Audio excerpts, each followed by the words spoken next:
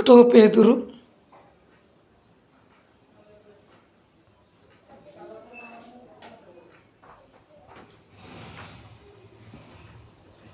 5వ అధ్యాయము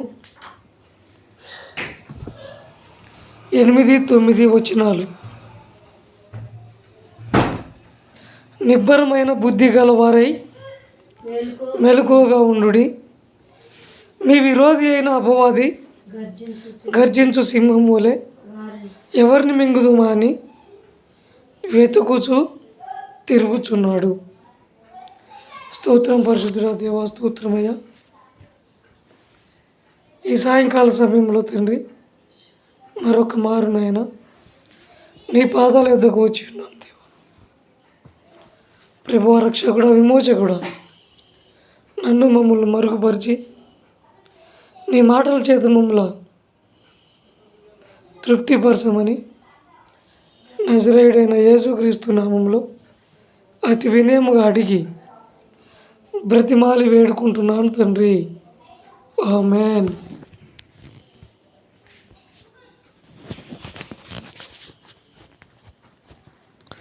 ఈనాడు క్రైస్తవుల మీద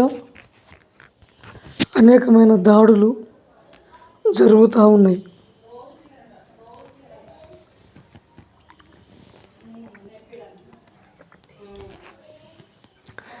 క్రైస్తవుల మీద జరిగే దాడులు మనము గమనిస్తూనే ఉన్నాం.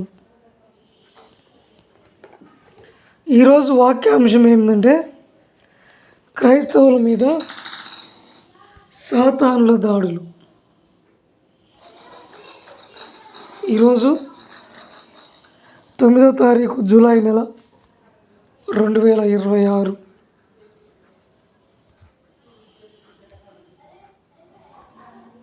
వాక్యం చెబుతూ ఉంది, నిబ్బరమైన బుద్ధి గలవారై మెలకువగా ఉండుడి. మీ విరోధి యొక్క అపవాది గర్జించు సింహం వలె ఎవరిని మింగుదునా అని వెతుకుచున్నాడు.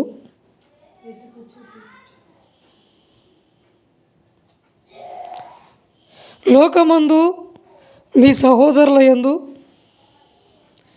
ఇలాంటి శ్రమలే నెరవేరుచున్నాయని తెలుసుకొని విశ్వాసమునందు స్థిరముగా ఉండి వానిని ఎదురించుడి. ఎఫెసీ 4:27 ఏం చెప్తుందంటే అపవాదికి చోటివ్వకుడి అని చెప్తుంది.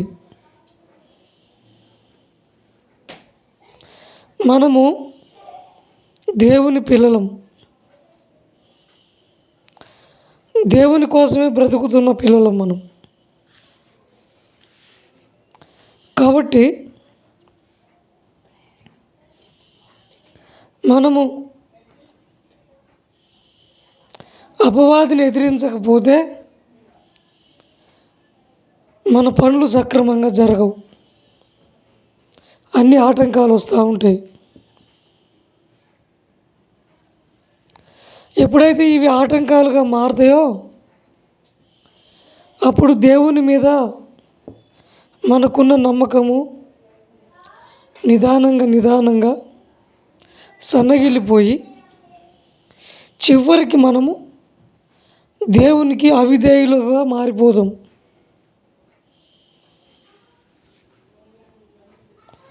దేవునికి అవిధేయులుగా మారిపోదాం.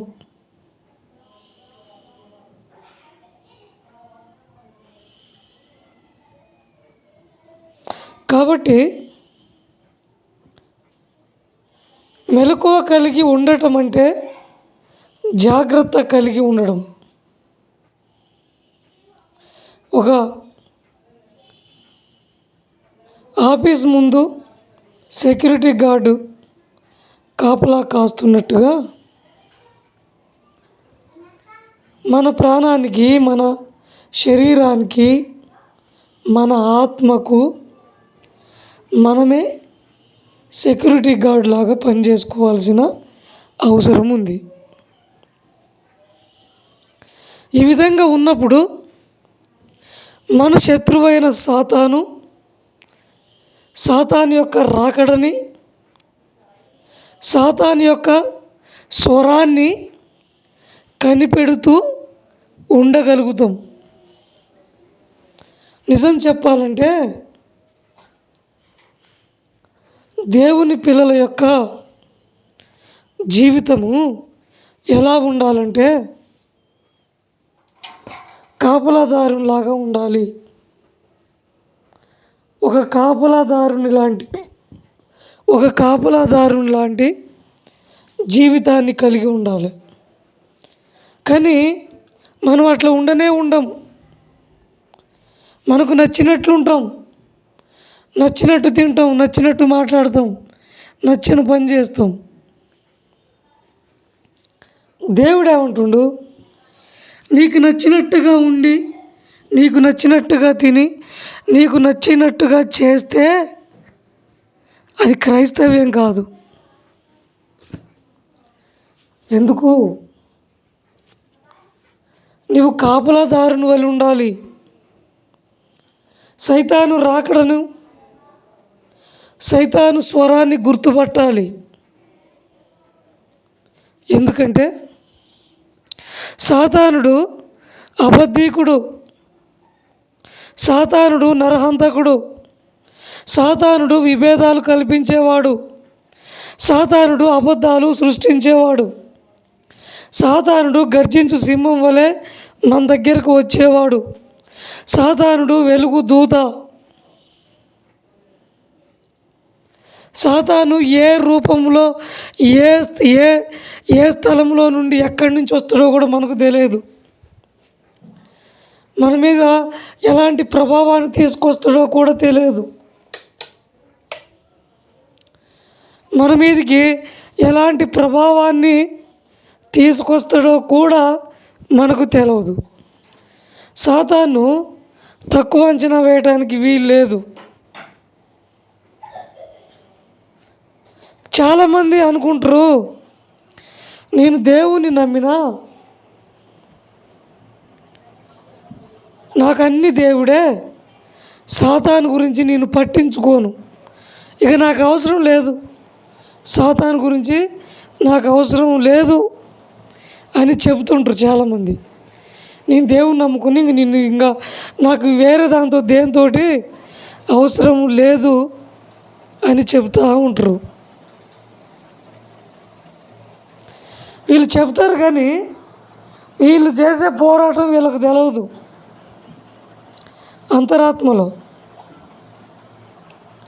బైబిల్ వాక్యం ఏం చెప్తుందంటే, బలవంతులయ్యి ధైర్యం కలిగి ఉండండి, కత్తి దూయండి, ఎదురించండి, అడ్డగించండి, జయించండి అని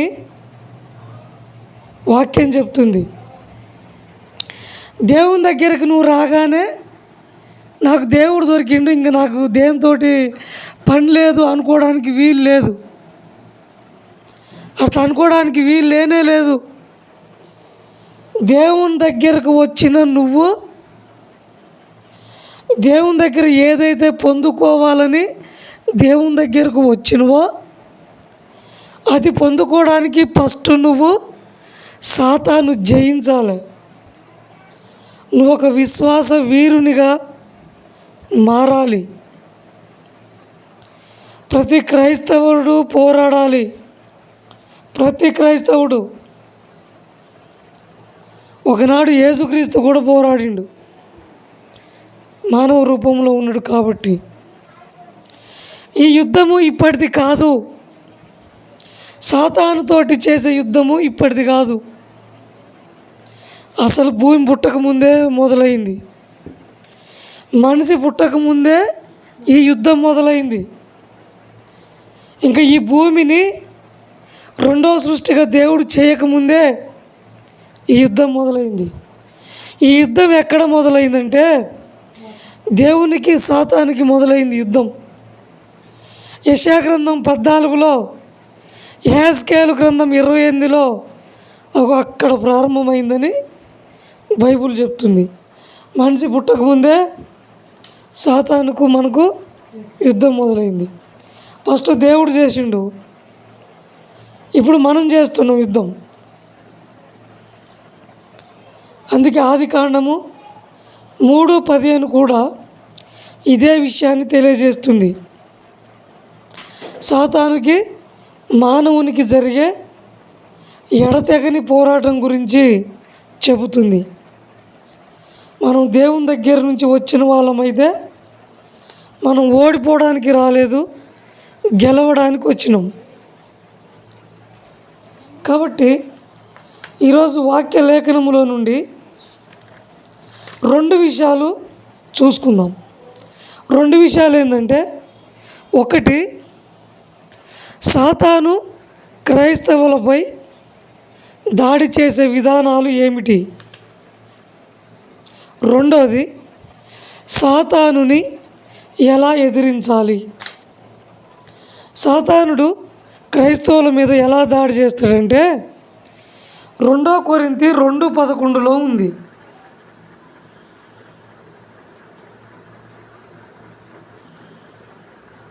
2 కొరింథీ 2:11 రాయబడింది, నేనేమైనను క్షమించి ఉంటే సాతాను మనల్ని మోసపరచకుండునట్టు మీ నిమిత్తము క్రీస్తు సముఖమునందు క్షమించి ఉన్నాను. సాతాను తంత్రములను మనము ఎరిగిన వారము కాము. ఆ తంత్రాలు ఏందో మనకు తెలియదు. సాతాను ఎప్పుడు వస్తాడో, ఎట్లా వస్తాడో, మనల్ని ఎట్లా లోపరుచుకుంటాడో మనకు తెలియదు. ఇది చాలా గొప్ప గొప్ప విశ్వాసుల్లో కూడా ఇది జరుగుతూ ఉంటుంది. దేవుని కోసం పరితపించేవారు, దేవుని కోసం ప్రాణం పెట్టడానికి సిద్ధపడ్డవాళ్ళు, నిత్యము దేవుణ్ణి తన హృదయంలో దాచుకున్న వాళ్ళు, వాళ్ళకు కూడా సాతాను ఎట్లా ఏ విధంగా వస్తాడో కూడా తెలియదు. కాబట్టి కొన్ని విషయాలు చూసుకుందాం. ఫస్ట్, సాతాను మనల్ని సోమరులుగా చేస్తాడు. 2, సాతానుడు నిద్ర లేకుండా చేస్తాడు. 3, మన పనుల్లో ఒత్తిడిని తీసుకొస్తాడు. 4, మానసిక ఒత్తిడిని కలగజేస్తాడు. 5, సాతాను మన మనోనేత్రములకు గుడ్డితనాన్ని కలగజేస్తాడు. సాతాను మనం మరణించేటట్టు చేస్తాడు. సాతానుడు ఆత్మహత్య చేసుకునేలాగా చేస్తాడు. సాతానుడు మన భావాలు మారిపోయేలాగా చేస్తాడు. సాతానుడు మన డబ్బుని వ్యర్థంగా ఖర్చు పెట్టేలాగా చేస్తాడు. సాతానుడు మన అలవాట్లను, మన ప్యాషన్ని మారుస్తాడు. సాతానుడు మన భాషలు అనుచితంగా ఉపయోగించే విధంగా చేస్తాడు. సాతానుడు నడిపింపు విషయంలో విశ్వాసులకు కలవరం కలగజేస్తాడు. సాతానుడు ఒక దేవుని బిడ్డని పగటి కలలు కనేలాగా చేస్తాడు. సాతానుడు మన అనుభవాలను తను ఉపయోగించుకొని మనల్ని దేవుని నుంచి దూరం చేసేలాగా చేస్తాడు. సాతానుడు విమర్శల ద్వారా మనల్ని దేవునికి దూరం చేస్తాడు. సాతానుడు మనల్ని అధైర్యపరిచి దేవుని నుంచి దూరం చేస్తాడు. సాతానుడు మనకి కొన్ని వ్యాధులు కలగజేసి త్వరగా వృద్ధాప్యం వచ్చేలాగా చేస్తాడు. సాతానుడు బోధకులు చెబుతున్నప్పుడు వారికి అనేకమైన శోధనలు తీసుకొస్తాడు. ఈ విధంగా అనేకమైన విషయాలు సాతానుడు మనిషిని శోధిస్తూ ఉంటాడు. సరే, ఇవన్నీ చెప్పుకుంటే మనకి టైం సరిపోదు, కానీ ఒక్కటి చెప్పుకుందాం దీంట్లో నుంచి. సాతాను మనలను సోమరులుగా చేస్తాడు. నిద్రమత్తు, భారం గల ఆత్మ, మన మెదడు బలహీనం అయిపోద్ది, అలసటగా ఉంటుంది, నిరాశగా ఉంటుంది, నిద్ర రాదు, ఎటు చూసినా భయంకరమైన పరిస్థితులు ఉంటాయి. ఆహారం సరిగా తినాలనిపించదు, పని చేయాలంటే ఒత్తిడి అనిపిస్తుంది, ఇవన్నీ అనిపిస్తుంది. అయితే నిజానికి దీంట్లో మనం ఒక నిద్ర తీసుకుంటే, నిద్ర ఎందుకు రాదు మనిషికి? నీకు అన్నీ మంచిగానే ఉన్నాయి, మరి నిద్ర ఎందుకు రాదు నైటు అంటే? నీకు అన్నీ అనుకూలంగా ఉన్నాయి, ఫ్యాన్ ఉంది, బెడ్ ఉంది, అంతా సైలెంట్గా ఉంది, వేరే టెన్షన్స్ ఏం లేవు, అయినా నిద్ర రావట్లేదంటే నీ వెనక పనిచేసేది సాతానని గుర్తుపెట్టుకో. నీకు అన్నీ మంచిగానే ఉన్నాయి, పనిలో ఎందుకు ఒత్తిడి కలుగుతుంది?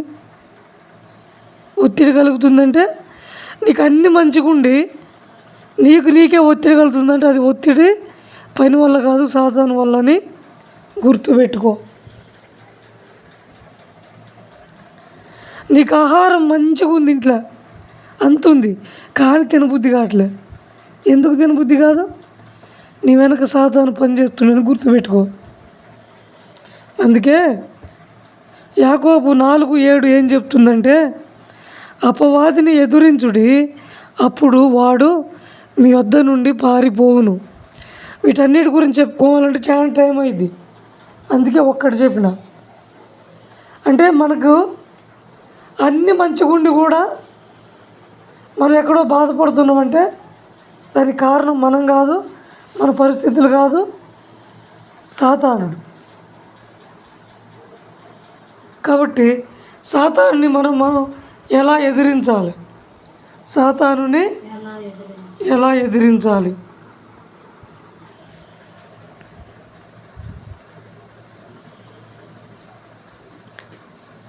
యాకోబు 4:7 చెప్పినట్టుగా అపవాదిని ఎదురించుడి.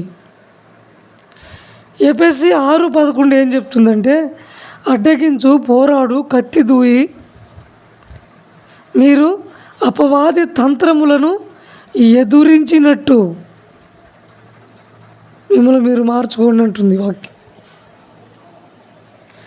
పరిశుద్ధులకు దేవుడు అనుగ్రహించిన సర్వాంగ కవచమును ధరించుకోమని చెప్తుంది. ఎఫెసీ 6:10-19.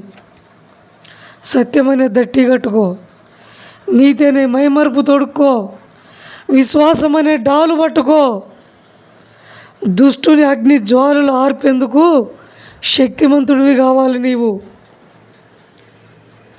తలకు రక్షణ అనే శిరస్థానము ధరించు. అన్నిటికంటే ముఖ్యంగా దేవుని వాక్యమనే ఆత్మ ఖడ్గము ధరించుకొని భయంకరమైన యుద్ధంలో పాల్గొనాలి. అసలు నువ్వు యేసునే ధరించుకోవాలి. నన్ను అడిగితే ఒక్కటే మాట చెప్తా, అసలు నువ్వు యేసుని ధరించుకుంటేనే సాతాన్ని గెలిచే ఛాన్స్ నీకు ఉంటుంది, లేకుంటే లేదు. అందుకే రోమా 13:14 ఏం చెప్తుందంటే, మెట్టుకు ప్రభువైన క్రీస్తుని ధరించుకొనిన వారై శరీరేచ్ఛలను నెరవేర్చుకొనుటకు శరీర విషయంలో ఆలోచన చేసుకొనకుడి. శరీరం కోసం ఆలోచిస్తే మీరు ఓడిపోతారు. క్రీస్తును ధరించుకొని క్రీస్తు కోసం బ్రతికితే, నీ పొట్ట కోసం కాకుండా క్రీస్తు కోసం బ్రతికితే అప్పుడు విజయం చూస్తావు. ఎక్కడున్న దేవుని వాక్యాన్ని, దేవుని వాక్కును ఉపయోగించాలి.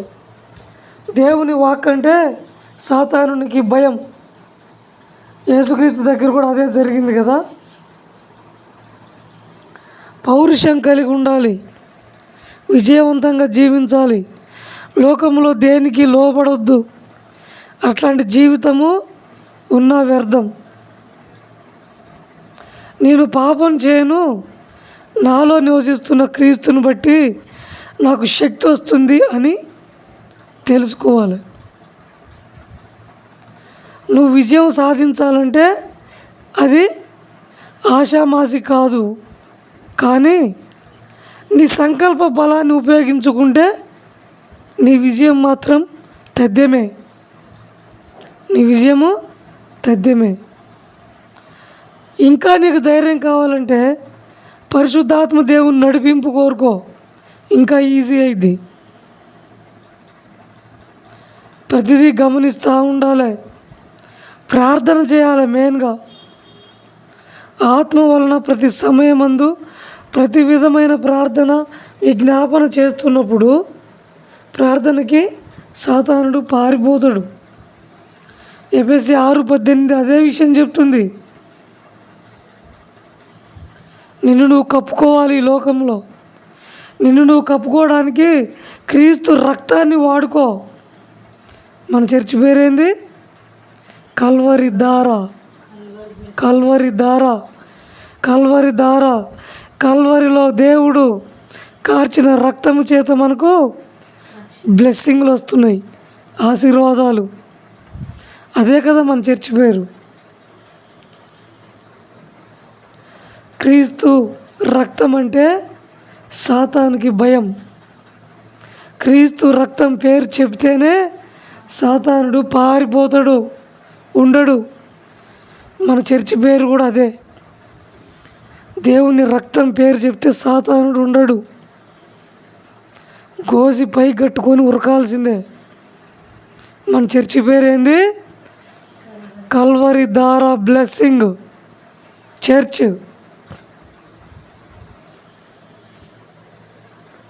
అందుకే ప్రకటన 12:11 చెబుతుంది, వారు గొర్రె పిల్ల రక్తమును బట్టి సాతానుని జయించిరంట. మనం పాపం చేస్తాం, చేయమని కాదు. అయితే మనం పాపం చేసినప్పుడు పాపాన్ని ఒప్పుకొని దేవుని ఎదుట క్షమాపణ పొంది విడిచిపెట్టాలి పాపాన్ని. 1 యోహాను 1:9 ఇదే విషయాన్ని చెప్తుంది. పాపం ఎంత భయంకరమైందంటే పాపము మరణాన్ని తీసుకొస్తుంది. అసలు మొదటి మానవునికి మరణమే లేదు, ఉన్నదా? లేదు. పాపము ప్రవేశించినప్పుడు మరణం ప్రవేశించింది.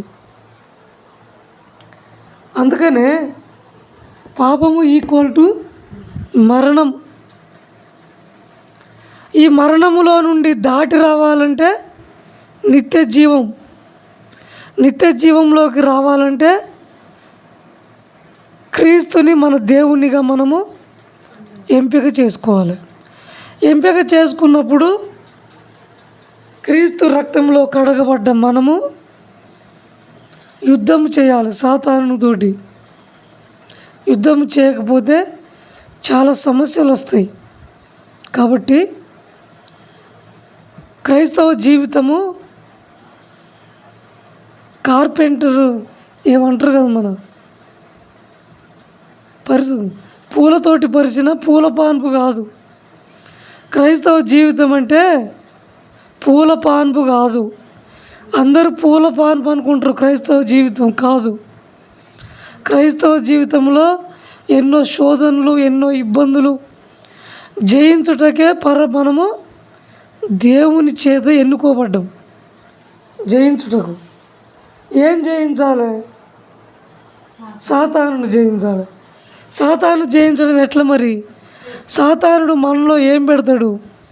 కష్టాలు, బాధలు, శ్రమలు, ఇబ్బందులు, ఇరుకులు, సమస్తమైన దుర్నీతిలో నుండి నడిపిస్తాడు. వాటన్నిటిని జయిస్తూ, లోకాన్ని జయిస్తూ నిదానంగా దేవుని దగ్గరకు రాగలగాలి. దేవుని రక్తంలో కడగబడ్డ మనము ఆ రక్తం చేతనే శక్తిని పొందుకొని సాతాను జయించాలి. అప్పుడు మాత్రమే క్రైస్తవ జీవితము 100% క్రైస్తవ బిడ్డలుగా మార్చబడ్డట్టు. ఇక నేను దేవుని నమ్ముకున్న ఇంక నాకు దేనితో అవసరం లేదు, చర్చికి పోయేస్తున్నా అయిపోయిందంటే కాదు. అసలు ప్రారంభమయ్యేదే మార్చబడ్డాక. పరీక్షలు, శోధనలు, ఇబ్బందులు, ఇరుకులు. ఎగ్జాంపుల్, మరణం కూడా ఎట్లా తీసుకొస్తాడు సాతానుడు. యోబు యోబు నీతిమంతుడేగా, యోబు నీతిమంతుడేగా. యోబు గురించి ఒక డిస్కషన్ వచ్చింది యెహోవా దేవునికి సాతానుడికి. అప్పుడు దేవుడు ఏం చెప్పిండు సాతానుడికి? అతని ప్రాణం తీయొద్దు, కానీ నువ్వు ఏ విధంగా నేను శోధించుకొని ఒక దేవుడు అవకాశం ఇచ్చిండు సాతానునికి. అతని ప్రాణం మాత్రం తీయొద్దు, ఎట్లా శోధించుకో అని చెప్పిండు దేవుడు. చెప్పినప్పుడు యోబును శోధిస్తుండగా అపవాది శోధిస్తుంటే ఏం జరిగింది? యోబు 7 కొడుకులు చనిపోయారు. మరి ఈ చావు వెనక ఉంది ఎవరు? దేవుడా? సాతానుడేగా. వాళ్ళ పిల్లల్ని చంపేసిండు, ఎడ్లను చంపిండు, గొర్రెలను చంపిండు, అందరిని చంపుకుంటూ వచ్చిండు. మరి ఈ మరణానికి కారణం ఎవరు? దేవుడా? సాతానుడే. కొంతమంది మరణాలకు కారణం కూడా సాతానుడే. ఇప్పుడు మనం చెప్పుకొని అన్నీ చెప్పాలంటే ఇంకా చాలా ఉంటాయి. అంటే నేను మరణం గురించి చెప్తున్నా.